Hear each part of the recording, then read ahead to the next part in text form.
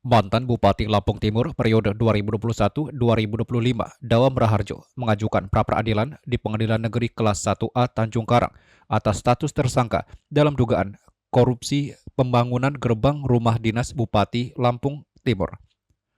Gugatan diajukan karena penetapan tersangka oleh penyidik Kejati Lampung terhadap Dawam Raharjo dianggap tidak sah secara hukum atau cacat hukum. Kuasa hukum Dawam Raharjo dalam pembacaan permohonan di persidangan menyampaikan penetapan tersangka oleh Kejaksaan Tinggi Lampung cacat hukum karena surat perintah dimulai penyelidikan atau SPDK tidak dikirimkan kepada Dawam Raharjo. Penetapan tersangka tidak disertai dua alat bukti sebagaimana disarankan peraturan Mahkamah Konstitusi nomor 21/PUU/12 Romawi/2014 menyatakan bahwa penetapan tersangka harus didasari oleh sekurang-kurangnya dua alat bukti yang sah. Dua alat bukti itu sesuai dengan ketentuan pasal 184 KUHP. Pihak termohon meminta kepada Majelis Hakim Tunggal Dedi Wijaya untuk menerima permohonan dari termohon untuk membatalkan status tersangka Dawam Raharjo. Terhadap pemohon cacat hukum karena pemohon tidak memberikan atau menyerahkan surat dimulai penyidikan atau SPDP kepada pemohon sebagaimana ketentuan hukum acara pidana.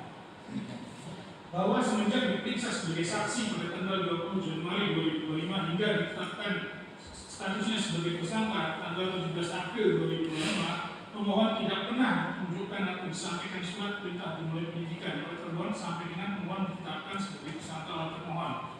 Menanggapi itu, pihak tergugat dari Kejati Lampung belum dapat memberikan tanggapan dan masih mempelajari isi dari gugatan tersebut.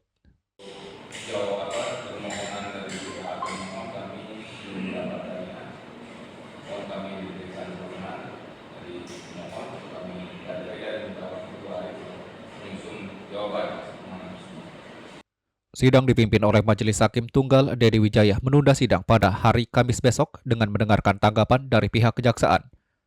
Diketahui selain Dawam Raharjo ditetapkan tersangka, Kejati juga menetapkan 3 orang tersangka dalam perkara ini. Mereka Aceh alias AGS selaku Direktur Perusahaan Penyedia Jasa, SS alias SPM selaku Direktur Perusahaan Konsultan Pengawas Proyek, serta seorang ASN berinisial MDR yang merangkap sebagai pejabat pembuat komitmen. Mereka ditetapkan tersangka dan dilakukan penahanan terkait proyek penataan kawasan gerbang rumah jabatan Bupati Lampung Timur yang memiliki nilai kontrak sebesar 6,8 miliar rupiah hingga merugikan keuangan negara 3,8 miliar. Leo Dampiari melaporkan.